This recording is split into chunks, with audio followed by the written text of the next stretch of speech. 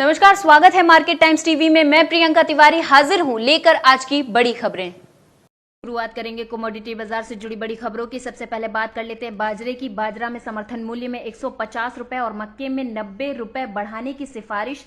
मोटे अनाजों में बाजरा के समर्थन मूल्य में 150 रुपए की बढ़ोतरी कर 2150 रुपए और मक्के के एमएसपी में 90 रुपए की बढ़ोतरी कर भाव 1850 रुपए करने की सिफारिश की जा रही।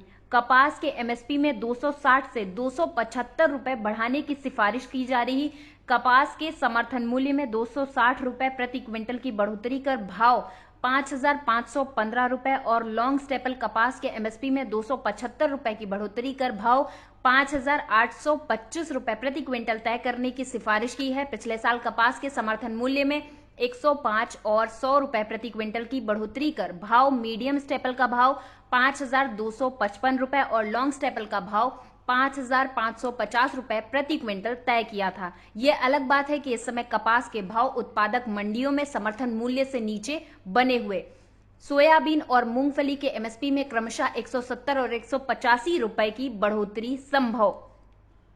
खरीफ तिलहन की प्रमुख फसल सोयाबीन के एमएसपी में 170 रुपए की बढ़ोतरी कर भाव 3880 रुपए और मूंगफली के एमएसपी में 185 रुपए की बढ़ोतरी कर भाव 5275 रुपए। सनफ्लावर सीड के एमएसपी में 235 रुपए की बढ़ोतरी कर भाव 5885 रुपए और सीसम सीड के समर्थन मूल्य में 370 रुपए की बढ़ोतरी कर भाव 6855 रुपए प्रति क्विंटल तय करने की सिफारिश की है। उड़द के एमएसपी में 300 रुपए और मूंग में 146 रुपए की बढ़त संभव।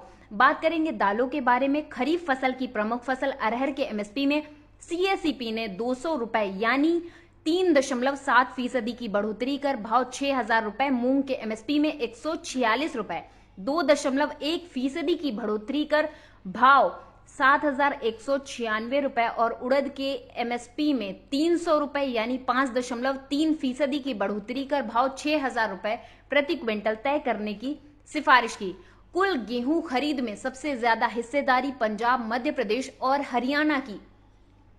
एफसीआई के अनुसार अभी तक हुई खरीद में पंजाब में सबसे ज्यादा 125.84 लाख टन, मध्य प्रदेश में करीब 113.38 लाख टन और हरियाणा में 70.65 लाख टन, उत्तर प्रदेश में 20.39 लाख टन सरकारी गेहूं की खरीद हुई।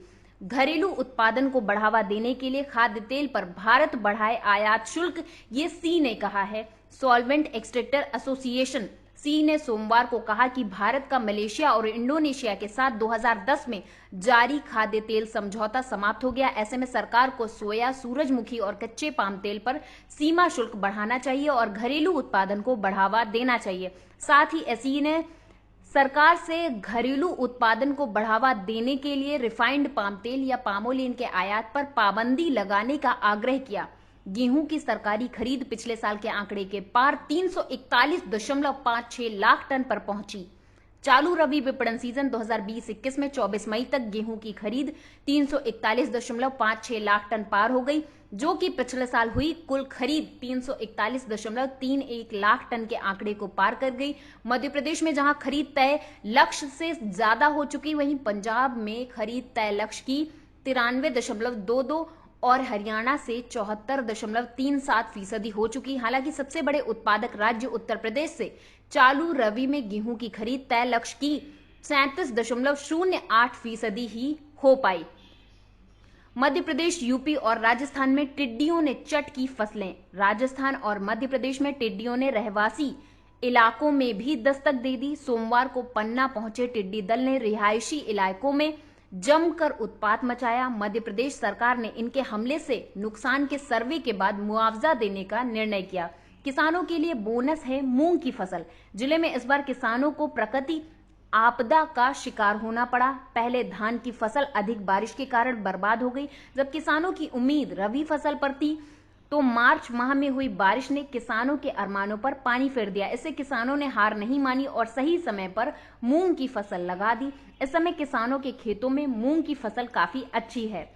उत्तर भारत के कई राज्यों में गर्मी का अलर्ट जारी। भारतीय मौसम विभाग आईएमडी के अनुसार चालू सीजन में दक्षिण पश्चिम मानसून केरल तट पर 1 जून से 5 जून तक पहुंचने का अनुमान है। उत्तर भारत के कई राज्यों में लू चल रही तथा अगले 24 घंटों के दौरान गर्म हवाओं के साथ लू चलने का ही अनुमान है। Bureau report, market times TV.